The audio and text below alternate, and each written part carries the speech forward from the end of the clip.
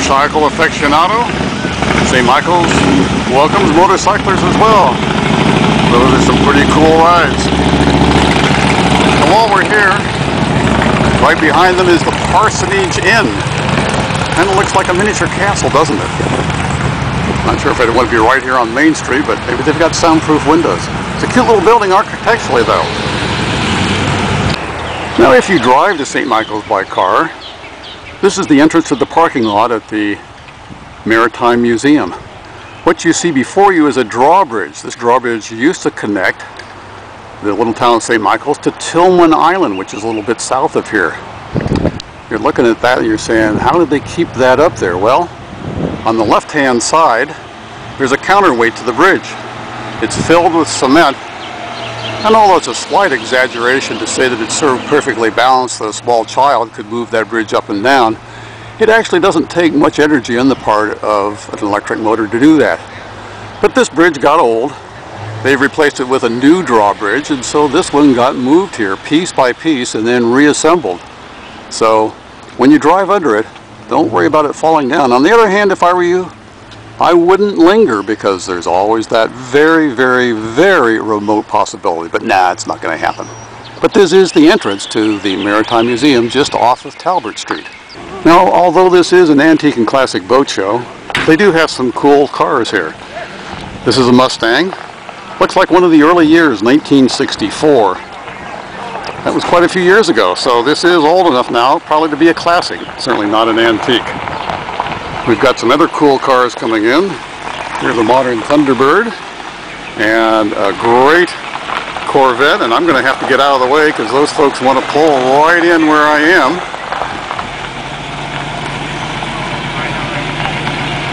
What year's your Corvette? What year? 59. 1959. It's great looking.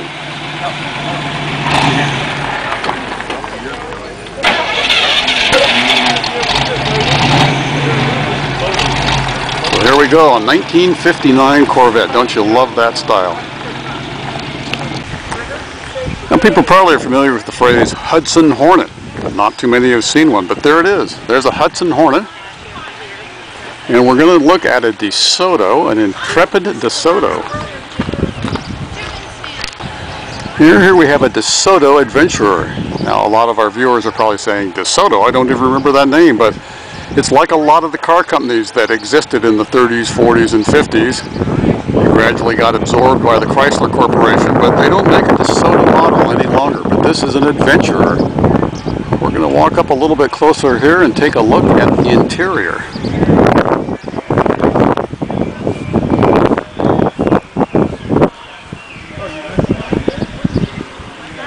Look at all those gauges and buttons. You notice that there's no shifter. I think those buttons, they tried that for a few years. Rather than have a single shifter for forward, reverse, and park, they used buttons, and I think that's what you see on that dashboard. Must have not worked out well because they didn't continue doing it. It also looks like perhaps the first air conditioning. Cars used to have wind wings, that's what they were called, and that's this little item right here. You could open that and it would cause the breeze to come in. They use those to cool the drivers and passengers off before the advent of air conditioning, which now most of us take for granted. So here we go, one last look at the DeSoto Adventurer.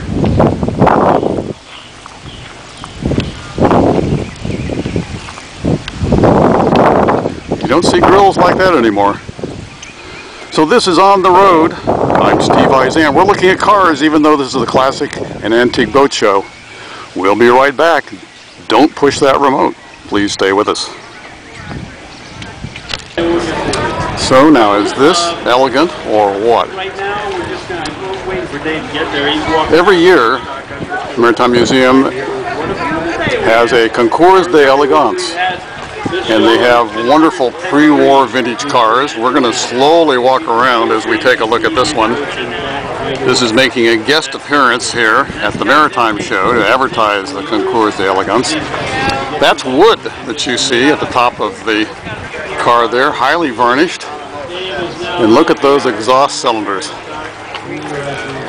This is a wonderful looking car. We're going to get around in just a second and be able to see the whole thing at a glance. I'd like to be able to drive one of those. The Concours d'Elegance, also here at St. Michael's later in the year. Well, the boat show, as you can see now, is in full swing. We're going to take a slow panoramic turn from left to right, so hold on to your chairs for just a moment. You can see there are a lot of people here. It's a brilliant sunny day. People are having a great time. We, of course, as I've said before, are at the St. Michael's Chesapeake Maritime Museum. I think they have about 40 acres here. A lot of buildings, a lot of wonderful boats. Of course, it's the Antique and Classic Boat Show that's in town this weekend. So not all the boats that you see here are here every weekend, but they do have a lot of good old boats. So this is a wonderful day trip. If you're thinking, what can we do for the kids? This is what you can do. They're going to love this place. We've got more interviews coming up. We're going to take a tour of the city, so please stay with us because we're on the road. I'm Steve Eisen. Don't touch that dial. We'll be right back.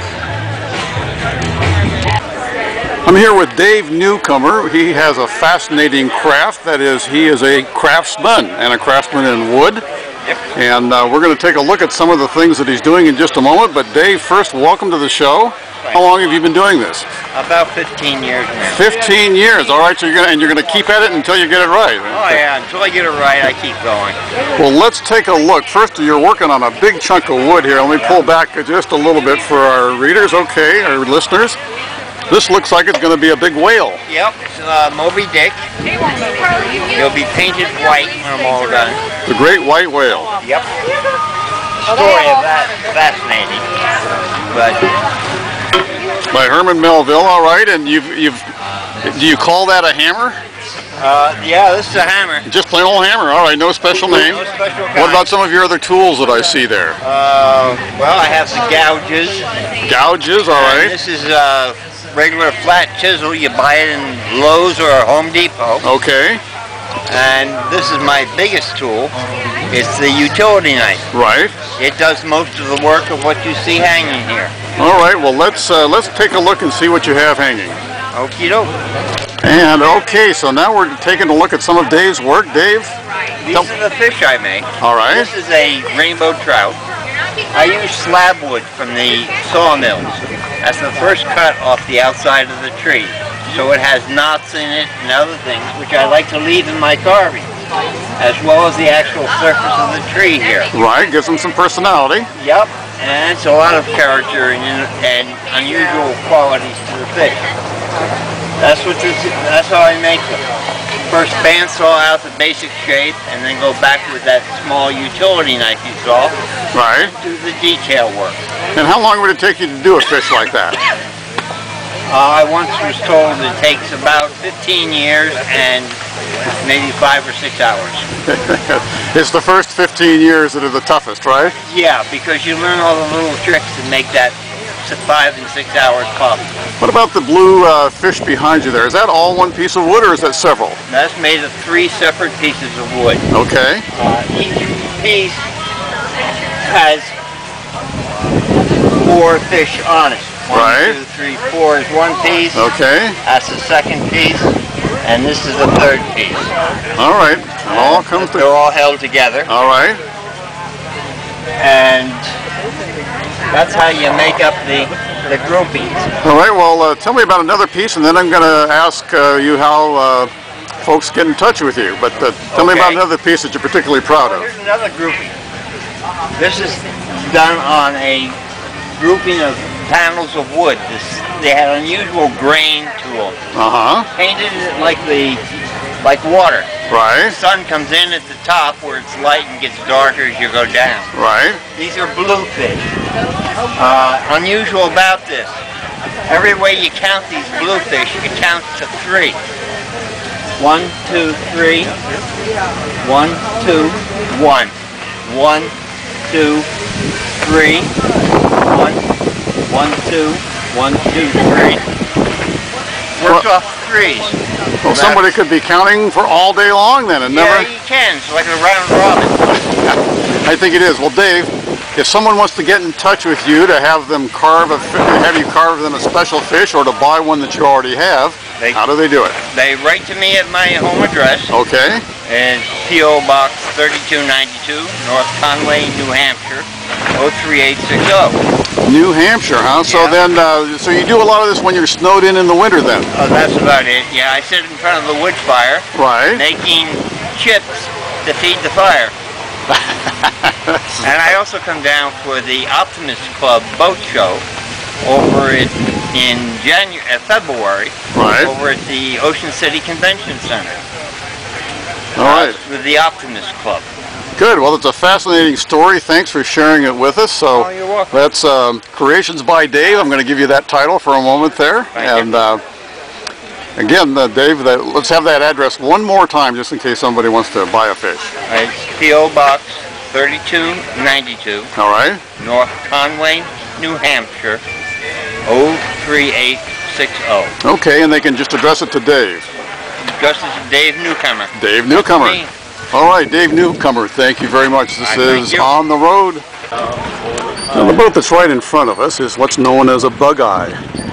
And this is the boat that fishermen would go to get crabs on. Or in the winter, when crabs are out of season, they'd go get the oysters. Now, due to mechanization, however, though, these boats couldn't compete. And so you'll see the little boat right at the very end. That's called a pusher boat.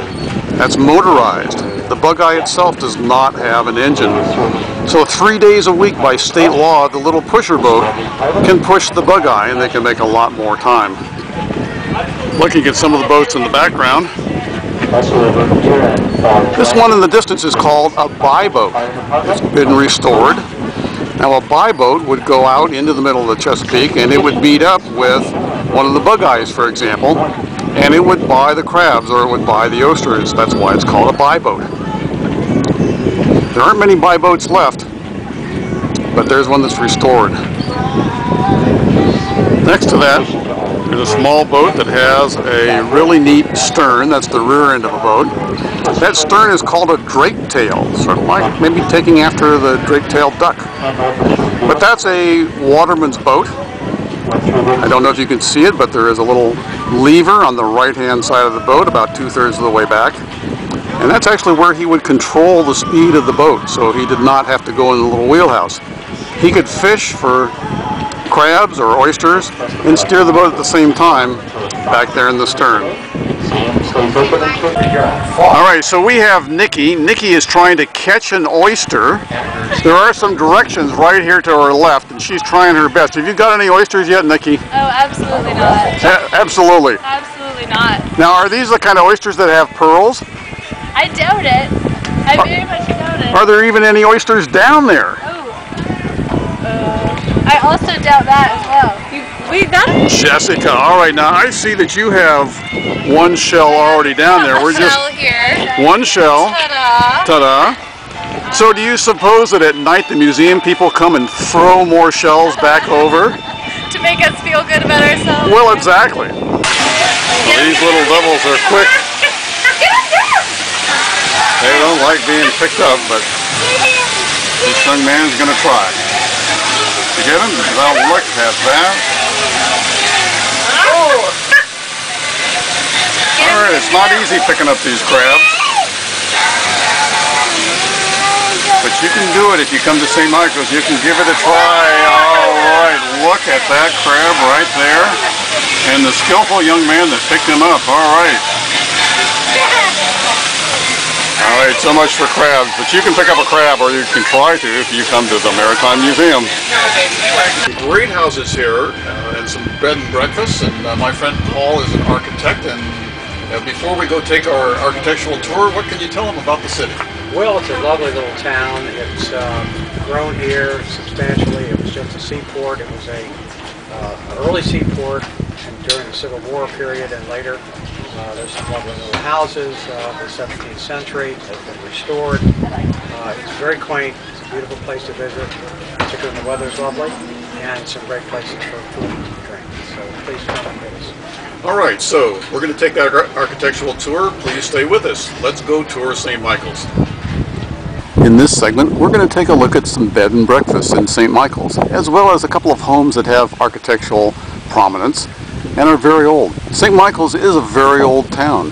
What you're looking at right now is the Victoriana Inn. It's a B&B and it's right on the edge of the harbor, so you're only about 100 feet away. This beautiful B&B is the Hamilton Inn. It was built in 1860. It's been restored, but it's also right on the edge of the harbor, so you're only just a very short walk away from the Maritime Museum as well as all the harbor activities. Now B&Bs come in all sizes and shapes. This little B&B is called the Snuggery. With a name like that, it almost makes you want to go right on in and snuggle up, but we've got to continue our tour, so let's keep going. This B&B is known as the Dr. Dodson House, and the interesting thing about it is the left-hand side of the house was built in 1872, but the right-hand side in 1799. If you look closely, starting from left to right on the porch, the second bay is where the dividing line is. Let's continue our tour. We're right now at the corner of Locust and Cherry Street. There's a lot of historical interest in this area. Now, isn't this a cute little cottage? Decades ago, that was probably the home of a waterman. These days, you can probably rent it for a week at a time for a summer vacation. Here we have two little homes that are architecturally virtually the same, except they're painted different. I know that both of these are available for rent. A week at a time, I think. Overnight, perhaps on long weekends. These are also just a few steps from the harbor. Now we're standing in front of the Two Swan Inn bed and breakfast. The main building is the one that you see directly ahead of you. But there's also this little outbuilding called, I believe it's Captain's Rest. And there's actually two separate little apartments. I think it's all through the Two Swan Inn that you could rent those two houses that you saw just a moment ago. Now, it's also very close to the water. As a matter of fact, it's right across from a working boatyard. This is called Higgins. They've been here for decades. They've got very reasonable prices for docking for those of you that want to come and stay at their dock. We'll slowly pan around so that you can see their marina facility. As you can see, this is a working area. There's a big crane right there. So this is the Higgins Marina.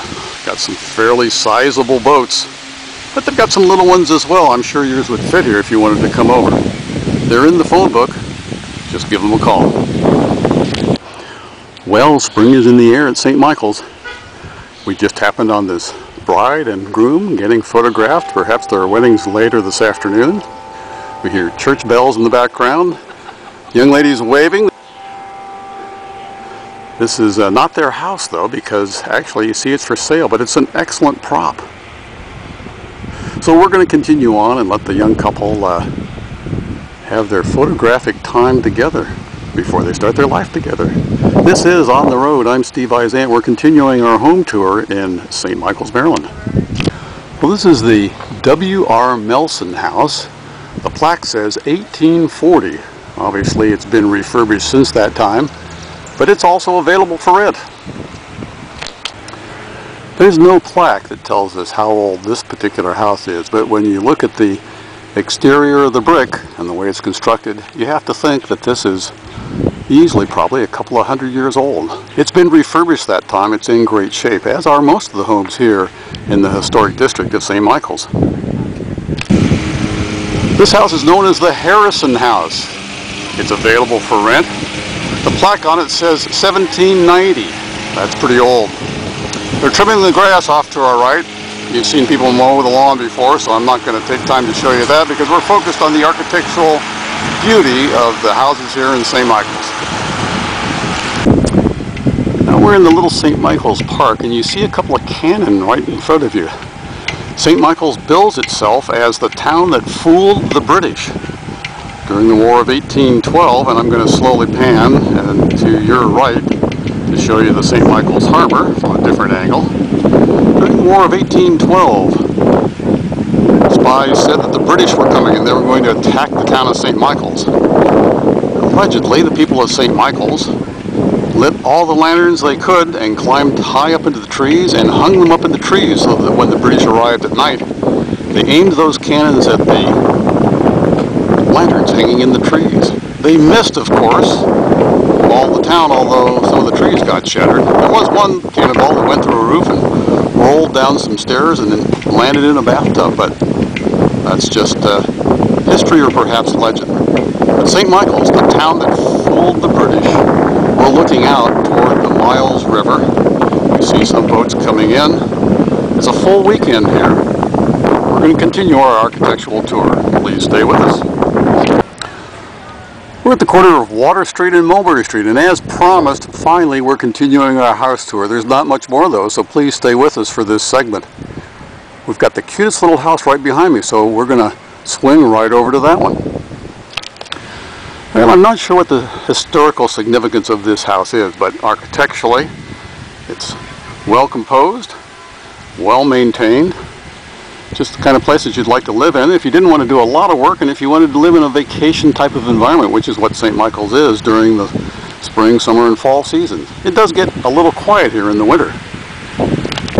Well, I love it when they put plaques on the houses because this one here says circa 1831 to 1875, so the portion on the right was probably built first.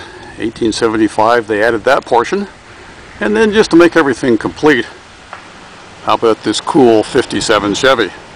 Bel Air, I think. Well, this is going to be the last house on our house portion of the tour because we've got lots of other things to see and show, but this one pretty spectacular in terms of size and architecture, but also look at that garden. I wish I knew my flowers better. They're purple. They got a lot of green leaves. They're beautiful. Someone does a great job of maintaining those. And this is a wonderful house to end our tour. But we've got more coming up. We're still on the road. Please stay with us. Another aspect of St. Michael's is its main street. It's called Talbert Street. It runs right through the heart of St. Michael's. And oh, we had breakfast there this morning. There are some great shops. Do you have a favorite shop, or is the breakfast in the bar part your favorite shop? I think that's probably my favorite is the Carpenter Street Saloon on Carpenter Street. Probably a historic location. A great place for breakfast, lunch, and activities in the evening. There are also some other great shops, local venue, great food and drink, great opportunities for enjoy. Certainly, though, architecturally, it's a place to visit if you're enjoying that kind of area. The thing that's interesting and is coming right up is that I don't think there's a single national brand here in St. Michael's. So these are all local entrepreneurs. There's some great shops, so let's take a look. Well, we're going to start our little Main Street tour by focusing on St. Luke's Methodist Church. I was thinking about focusing on the shopping here, but then, guys, maybe you wouldn't be quite as interested. So, ladies, don't worry, we've got some shopping coming up. But let's start first with the civic life.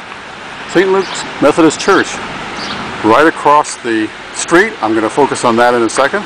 The church that was founded in 1671. This building for St. Luke's, actually it's rather new, although they've got beautiful stained glass. It was built in 1971, so by comparison it's just a baby with most of the other buildings here in town. But let's take a look at that other church, where the membership founded it in 1671. So I'm going to show you two views of this church just because it is so architecturally significant. Slate roof. It also has stained glass windows. I love the red door because it's a marvelous contrast. And if you belong to this church, it looks like you can be buried right here next to the church. You don't have to go far at all. Next shot coming up is the front of the church. Again, as I mentioned earlier, the church parish was founded in 1671. I'll see if I can find out when this building was actually built. I doubt if it was built in 1671. Okay, so Christ Church, St. Michael's Parish. Parish started in 1671. The church itself, though, reasonably old, built in 1878. All right, ladies, as promised, we do have some shopping. Here's the Christmas shop. and it's right next to the candy shop, St. Michael's Candy Shop. Homemade candies and 24 flavors of Maryland Farm Fresh ice cream. We've got some other stores here. Looks like you can, the brightly lit one there, brightly colored, you can buy whirligigs and kites. Alright, so we also have the Candleberry shop. Anything you want in candles. How about Willow Bells? Looks like some dresses. And there's the Sweet Bakery, and isn't that a sweet looking little building, but the stuff inside of it is even better. A little further down the street, the Medicine Shop. As you can see, it's a busy day on Main Street. This is Talbert Street in St. Michael's. More shopping coming up, please stay with us. And we've also got the Sweet Factory. We've got the Town Hall Mall. We've got Coco and Company, an apparel store. Not quite sure what that one is. But ladies, I'm only doing one side of the street. There's a whole bunch of stuff behind me as well.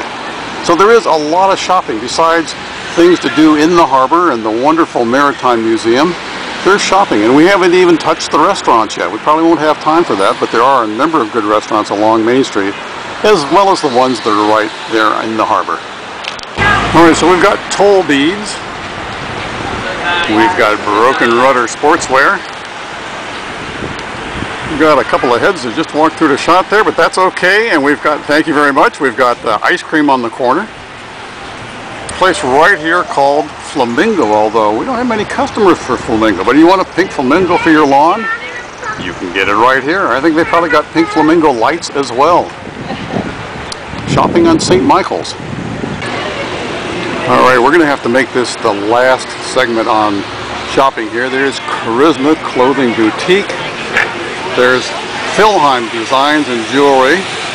We're going to sneak in a restaurant right there. It's a wonderful bar. That little place right there serves the best breakfast in town. We got a real estate company. We've got a few more shops. There's another ice cream shop there. Ice cream is big in St. Michael's, especially during the summer. Just heard a car honk. It's not honking at me though, it's somebody else. And of course there's the Acme Market. So everything you could possibly want is right here on Talbert Street in St. Michael's.